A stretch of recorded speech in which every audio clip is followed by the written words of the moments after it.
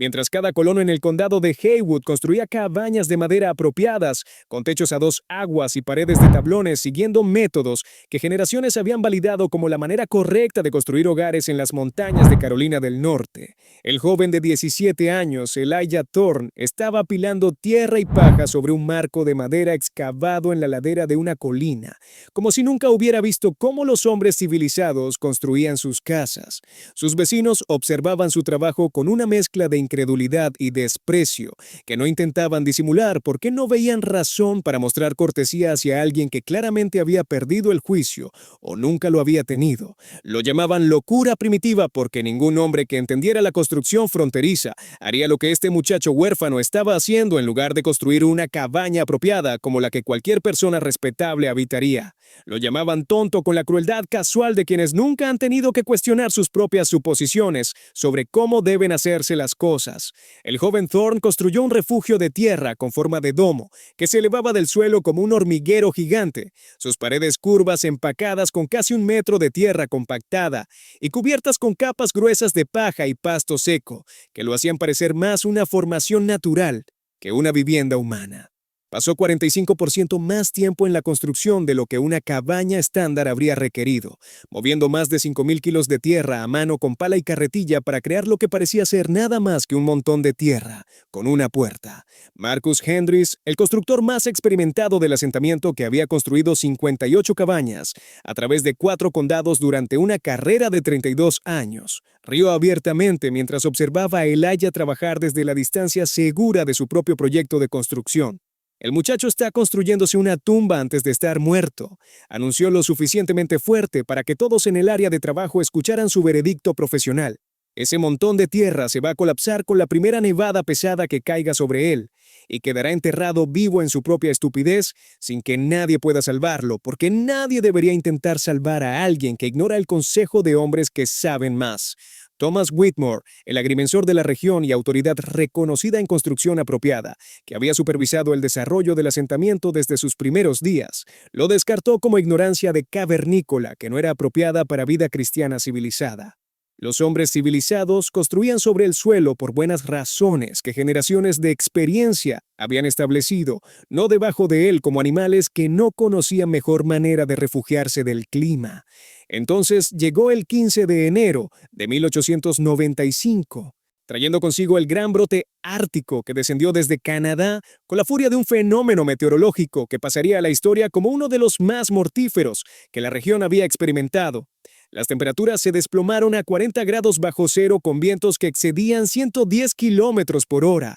El frío asesino que reclamaría 67 vidas a través de 4 condados y congelaría ganado sólido dentro de graneros que se suponía debían protegerlos. Las cabañas de madera estándar construidas según cada principio que Hendricks había enseñado durante 3 décadas no podían retener calor contra vientos que encontraban cada grieta y cada espacio entre los troncos sin importar cuán cuidadosamente hubieran sido sellados. Las familias quemaron muebles primero cuando la leña comenzó a escasear, luego tablas del piso cuando los muebles se agotaron, luego maderas estructurales de sus propias cabañas tratando de sobrevivir noches que parecían no terminar nunca, mientras el frío penetraba cada refugio que los hombres habían construido creyendo que sus métodos probados serían suficientes. Hendricks observó a su propia familia casi congelarse, a pesar de quemar 4 cargas de leña en 8 días, a ritmos que habrían parecido imposibles semanas antes, cuando el clima era moderado y la confianza era fácil. Su cabaña, construida según los mismos métodos que había usado durante 32 años de trabajo, que nunca había fallado antes, no podía mantener temperaturas que permitieran supervivencia sin fuego constante, que consumía combustible más rápido de lo que cualquiera podía reponerlo. Pero el extraño domo de tierra de Elijah Thorne se mantuvo estable a 21 grados en el interior mientras quemaba la mitad del combustible que sus vecinos consumían, luchando por mantener temperaturas 10 grados más frías. La masa térmica masiva de tierra y paja creaba un capullo de calidez que ninguna ventisca podía penetrar sin importar cuánto viento soplara o cuánto frío descendiera sobre las montañas. Elijah Thorne estaba de pie con las rodillas hundidas en el pozo de excavación, pala en mano, tallando la fundación con forma de cuenco que se convertiría en su hogar mientras octubre traía las primeras señales del invierno que se acercaba. La tierra de estas montañas cedía lentamente ante su herramienta, arcilla pesada mezclada con piedra de montaña que tenía que aflojarse con pico antes de que la pala pudiera moverla hacia la carretilla que transportaba cada carga hacia el perímetro donde se acumularía hasta ser necesaria para las paredes. Detrás de él, el sonido del martillo de Marcus Hendricks se detuvo a mitad de golpe, mientras el constructor experimentado abandonaba su trabajo en un cobertizo de almacenamiento que estaba enmarcando para el asentamiento. La incredulidad lo jaló hacia el sitio de construcción peculiar del muchacho Thor, donde algo estaba sucediendo que desafiaba todo lo que Hendricks sabía sobre cómo se construían las casas en las montañas. Elijah, eso es lo más condenadamente extraño que he visto en 32 años de construcción de montaña, gritó Hendricks sacudiendo la cabeza ante el adolescente parado en un agujero en el suelo en lugar de levantando paredes como cualquier hombre sensato haría. Te estás cavando un pozo cuando deberías estar levantando paredes hacia el cielo. Un hombre construye hacia arriba desde el suelo, no hacia abajo dentro de él como algún animal excavador que no conoce mejor manera. Hendricks había pasado más de 3 décadas construyendo cabañas a través de la frontera de los Apalaches, usando métodos que nunca habían fallado y que todos reconocían como la manera correcta de hacer las cosas. Nunca había visto a nadie cavar una fundación de más de 1 metro de profundidad, con paredes curvas que no seguían las líneas rectas que toda construcción apropiada requería. El muchacho ni siquiera tenía 18 años todavía, huérfano 3 años antes cuando un accidente de tala se llevó a su padre después de que la fiebre ya había reclamado a su madre, dejándolo solo con 40 acres y ningún adulto que lo guiara. La comunidad había esperado que el joven Elijah fracasara, que vendiera su tierra y buscara aprendizaje en el pueblo, donde alguien podría enseñarle un oficio apropiado que le permitiera ganarse la vida honestamente. En cambio, el muchacho había elegido un método de construcción que parecía más primitivo que cualquier cosa que Hendricks hubiera encontrado en toda su carrera profesional, que abarcaba 4 condados y 58 cabañas completadas. Elijah no levantó la vista de su excavación mientras sus manos callosas ajustaban el agarre en la pala para tallar otra sección de la pared curva que tomaba forma bajo sus pies. «Mi abuelo construía de esta manera en Islandia», respondió tranquilamente con la voz de alguien que había escuchado suficientes críticas para saber que argumentar no cambiaría opiniones ya formadas. Casas de césped las llamaba. Dijo que los antiguos colonos nórdicos sobrevivían inviernos que matarían a cualquier hombre en una caja de madera sin importar cuánto fuego ardiera dentro. La tierra misma retiene el calor mejor de lo que cualquier pared de madera podría hacerlo jamás. Hendricks sacudió la cabeza y regresó a su trabajo de enmarcado sin molestarse en responder a lo que claramente era la fantasía de un muchacho que había leído demasiados cuentos sobre tierras lejanas en lugar de aprender construcción práctica de hombres que sabían lo que funcionaba.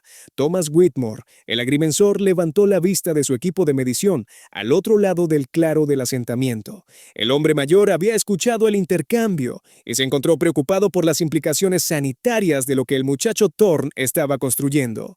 Las viviendas subterráneas invitaban humedad que pudría la madera y enfermaba a los ocupantes, alimañas que encontraban refugio en espacios oscuros y el tipo de aire cerrado que creaba consunción y fiebres que mataban a familias enteras durante los meses de invierno.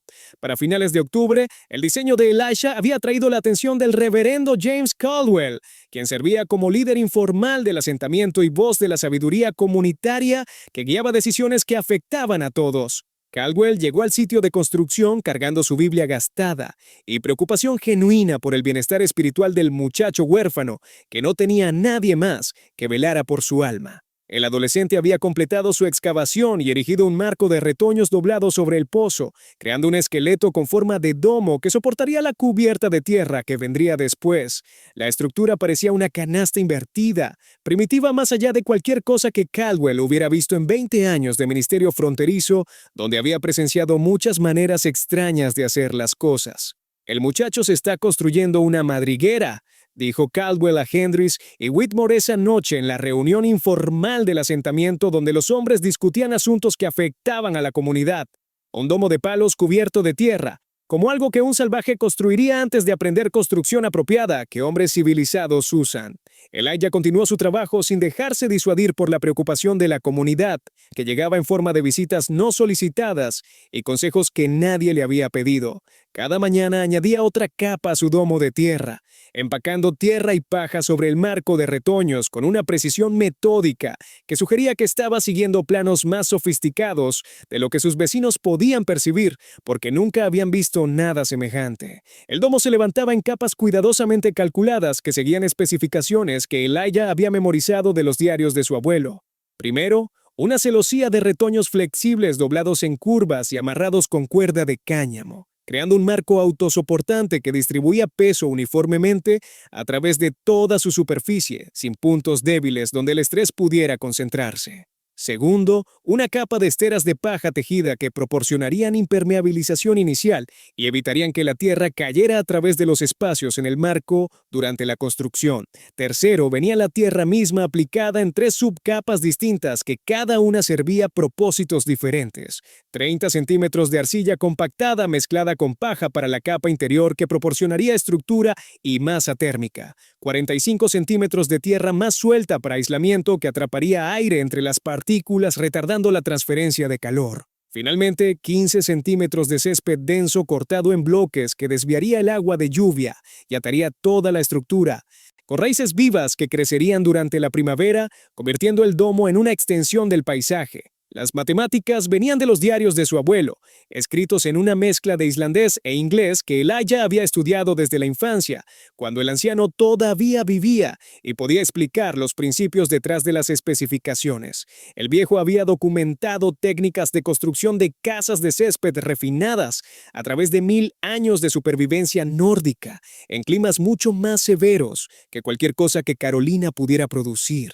Conocimiento que había viajado a través del océano en la memoria de un hombre y ahora encontraba nueva vida en las montañas de América.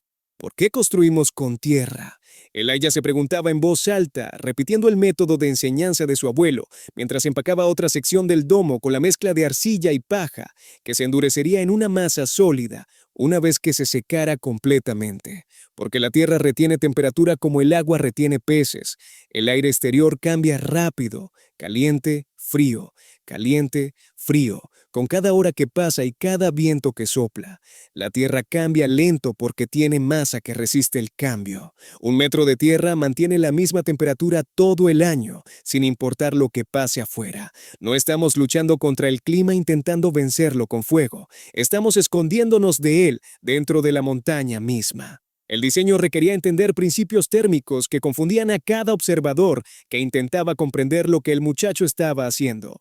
La forma de domo eliminaba esquinas donde el aire frío podía acumularse creando puntos fríos que ningún fuego podía calentar adecuadamente y proporcionaba volumen interior máximo con área de superficie mínima, reduciendo la cantidad de pared a través de la cual el calor podía escapar. Las paredes gruesas de tierra absorbían calor durante el día cuando el fuego ardía y lo liberaban lentamente durante la noche, cuando las llamas morían, manteniendo temperaturas estables independientemente de las condiciones exteriores. El techo curvo permitía que el aire caliente circulara naturalmente en patrones que distribuían calor uniformemente a través de todo el espacio interior, eliminando la estratificación fría que plagaba cabañas de techo plano, donde el aire caliente se acumulaba inútilmente cerca del techo, mientras el aire frío permanecía al nivel del piso donde la gente realmente vivía. Marcus Hendricks se encontró estudiando el progreso de Elijah con escepticismo profesional que no podía descartar completamente el enfoque metódico del muchacho, a pesar de que violaba cada principio de construcción apropiada que había aprendido en 32 años de trabajo fronterizo. Los métodos de construcción que observaba contradecían todo lo que le habían enseñado sobre cómo debían hacerse las cosas, pero había algo en la precisión del trabajo que sugería conocimiento en lugar de ignorancia. Para principios de noviembre, el domo de tierra de Elijah estaba esencialmente completo, aunque todavía requería secado y asentamiento antes de que pudiera considerarse listo para ocupación. La estructura se elevaba del paisaje como una colina natural, su superficie cubierta de césped, que se mezclaría con el entorno una vez que la primavera trajera crecimiento nuevo. Solo la puerta de madera maciza y la pequeña chimenea de piedra revelaban que algo hecho por humanos existía debajo del montículo. El invierno llegó temprano ese año, con las primeras nevadas serias cayendo a mediados de diciembre, antes de que muchas familias hubieran completado sus preparaciones finales para los meses fríos. Las temperaturas cayeron gradualmente a través de las semanas antes de Navidad, alcanzando niveles que eran fríos pero manejables para cualquiera con suficiente leña y una cabaña razonablemente bien construida según los estándares que todos aceptaban como adecuados. Elijah se mudó a su domo de tierra la primera semana de diciembre, después de que las paredes se hubieran secado y asentado durante las semanas de otoño tardío. Los vecinos observaron humo subir de la pequeña chimenea y esperaron el momento cuando el muchacho emergería, admitiendo que su experimento había fallado, que la estructura era demasiado húmeda, o demasiado fría, o demasiado propensa a colapsar para ser habitable por cualquier persona que valorara su propia vida. Ese momento nunca llegó. En cambio, Elijah recibió a Thomas Whitmore para una inspección a mediados de diciembre, que el agrimensor había solicitado ostensiblemente por preocupaciones sanitarias, pero realmente por curiosidad, que no podía suprimir completamente. Lo que Whitmore encontró dentro del domo de tierra contradecía todas sus expectativas sobre lo que un refugio excavado debería ser. El interior estaba seco a pesar de estar rodeado de tierra, que debería haber filtrado humedad a través de cada superficie. El aire se sentía fresco pero no viciado, circulando a través de canales de ventilación que Elijah había construido en el diseño, siguiendo especificaciones de los diarios de su abuelo. La temperatura era notablemente estable, más cálida que cualquier cabaña de madera que Whitmore había visitado ese mes, a pesar de que Elijah mantenía solo un fuego modesto en el pequeño hogar de piedra. Entonces llegó enero trayendo consigo el frente ártico, que cambiaría cómo todos pensaban sobre construcción, calefacción y el valor del conocimiento que generaciones habían descartado como primitivo. El 15 de enero, las temperaturas comenzaron a caer con velocidad, que alarmó incluso a los residentes más veteranos de estas montañas, que creían haber experimentado todo lo que el clima podía producir. Para el 17 de enero, el mercurio había caído a 30 grados bajo cero y seguía descendiendo mientras vientos de más de 100 kilómetros por hora aullaban a través de las montañas, encontrando cada grieta en cada estructura que los hombres habían construido, creyendo que sus métodos serían suficientes para cualquier cosa que el invierno trajera. Las cabañas de madera a través del asentamiento comenzaron a fallar de maneras que nadie había anticipado, porque nadie había experimentado frío tan intenso combinado con vientos tan sostenidos. Las juntas entre los troncos que habían parecido perfectamente selladas durante el otoño, ahora dejaban entrar corrientes de aire helado que ningún fuego podía compensar. Las ventanas que habían sido adecuadas para inviernos normales ahora irradiaban frío hacia el interior, a pesar de estar cubiertas con pieles y mantas. Hendrix observó a su familia acercarse peligrosamente a la hipotermia, a pesar de quemar leña a ritmos que agotarían sus reservas en días si el frío continuaba. Su cabaña, construida según los mismos principios que había usado durante 32 años, no podía mantener temperaturas superiores a 5 grados sin fuego rugiente que consumía una carga de leña cada 2 días, cuando normalmente una carga duraba 2 semanas. El 22 de enero, con temperaturas sostenidas de 38 grados bajo cero y reservas de leña peligrosamente bajas a través del asentamiento, la situación se había convertido en crisis de supervivencia que amenazaba vidas de maneras que ninguna preparación convencional había anticipado. Whitmore calculó que las reservas de leña del asentamiento no durarían más de 4 días, a las tasas de consumo actuales que el frío estaba forzando. Varias familias ya habían comenzado a quemar muebles porque su leña se había agotado. Marcus Hendrix tragó 32 años de orgullo fronterizo cuando luchó su camino a través de nieve hasta la cintura hacia el domo de tierra de Elijah, el 23 de enero. Su aliento se cristalizaba instantáneamente en el aire de 38 bajo cero, y hielo se había formado en sus cejas y barba durante la caminata de 300 metros, desde su cabaña que estaba fallando. Detrás de él, conectados por cuerda para evitar separación en el viento aullador que podía desorientar a cualquiera en segundos, venían su esposa Catherine y sus 4 hijos envueltos en cada manta y pieza de ropa que poseían porque su cabaña ya no podía mantenerlos calientes, sin importar cuánto fuego ardiera en la chimenea. «Elijah», gritó Hendrix contra el viento que arrancaba las palabras de su boca antes de que pudieran viajar más de unos pocos metros. «Necesitamos refugio. Estamos quemando nuestras camas para mantenernos vivos y aún así no es suficiente». Elijah abrió la puerta pesada de madera para revelar un interior tan cálido que vapor se elevó de la ropa congelada de la familia Hendrix, mientras tropezaban hacia adentro escapando del frío que había amenazado sus vidas durante el viaje corto, desde su cabaña que ahora parecía una distancia imposible. El contraste golpeó a Hendrix como un golpe físico que casi lo derribó mientras procesaba lo que estaba experimentando. Su propia cabaña requería fuego continuo rugiente y aún así no podía mantener temperaturas superiores a 2 grados bajo cero durante las peores horas de cada noche. Sin embargo, el domo de tierra de Elijah, calentado por un fuego modesto en un pequeño hogar de piedra que consumía una fracción de lo que la estufa de Hendrix devoraba, mantenía la calidez confortable de una tarde de primavera mientras afuera el mundo se congelaba. Las paredes curvas brillaban con calor almacenado durante semanas de ocupación. El aire se sentía suave, húmedo, vivo, completamente diferente de la atmósfera seca y helada de las cabañas de madera que luchaban contra el frío sin esperanza de victoria. Hendrix se quedó de pie en la entrada, sintiendo el calor lavarlo como agua tibia, y entendió por primera vez que todo lo que sabía sobre construcción podría estar equivocado. «Entren todos ustedes», dijo Elijah simplemente mientras se hacía a un lado para permitir que la familia Hendrix colapsara en el calor que había parecido imposible minutos antes cuando estaban afuera, muriendo lentamente en una cabaña que había sido construida según cada regla que generaciones de experiencia habían establecido. Hay espacio suficiente para todos. Thomas Whitmore llegó 4 horas después con su esposa y 3 hijos, habiendo luchado a través de la misma nieve y el mismo viento que había casi matado a los Hendrix. Luego llegó Klaus Weber con su madre anciana, que no habría sobrevivido otra noche en su cabaña de madera que ya no podía mantener temperaturas habitables. Luego, la familia Caldwell, los Patterson, los restos de hogares que habían perdido miembros al frío que no perdonaba preparación inadecuada. Uno por uno, los sobrevivientes del asentamiento que estaba fallando lucharon su camino hacia el domo de tierra de Elijah, la única estructura en el condado de Haywood que podía mantener calor suficiente para sostener vida contra el frío sin precedentes que estaba matando a gente en 4 condados. Para el 25 de enero, el refugio subterráneo de Elijah albergaba 31 personas en un espacio diseñado para uno solo.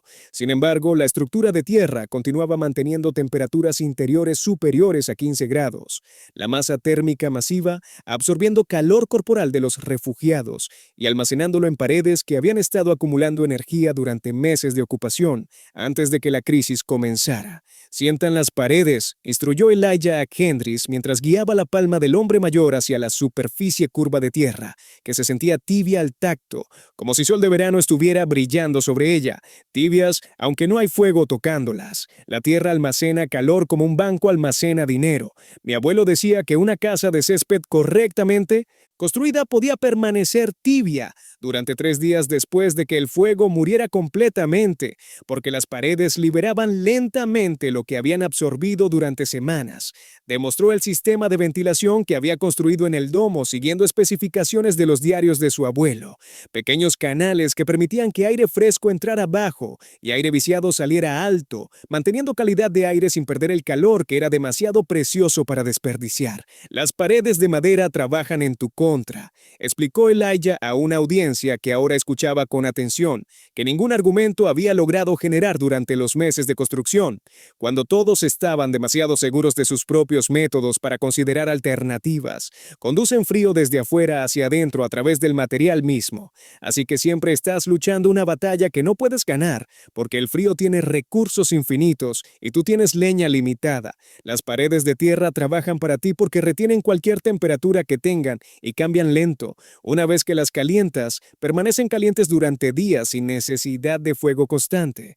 Margaret Whitmore dio a luz a una hija saludable el 27 de enero, entregada en la seguridad cálida del refugio subterráneo de Elijah, mientras las temperaturas afuera permanecían a 35 bajo cero sin señales de alivio. La supervivencia de la bebé representaba más que alegría personal para una familia que había temido perderla al frío. Demostraba que las técnicas tradicionales de construcción con tierra habían proporcionado condiciones que la construcción americana moderna no podía igualar bajo circunstancias extremas que probaban cada suposición. Febrero trajo moderación gradual de temperatura y el proceso lento de recuperación comunitaria que tomaría meses completar. Hendrix enfrentó la realidad humillante de que sus 32 años de experiencia en construcción fronteriza habían sido fundamentalmente incompletos, de maneras que habían puesto en riesgo las vidas de su familia. El montón de tierra del muchacho Thorne no solo había demostrado ser adecuado, había demostrado ser superior a cada cabaña de madera en el asentamiento bajo condiciones que probaron los métodos de construcción hasta sus límites absolutos. El gran brote ártico de 1895 mató a 67 personas a través de 4 condados, la mayoría de ellos en estructuras de madera que no pudieron mantener calor contra fríos sin precedentes.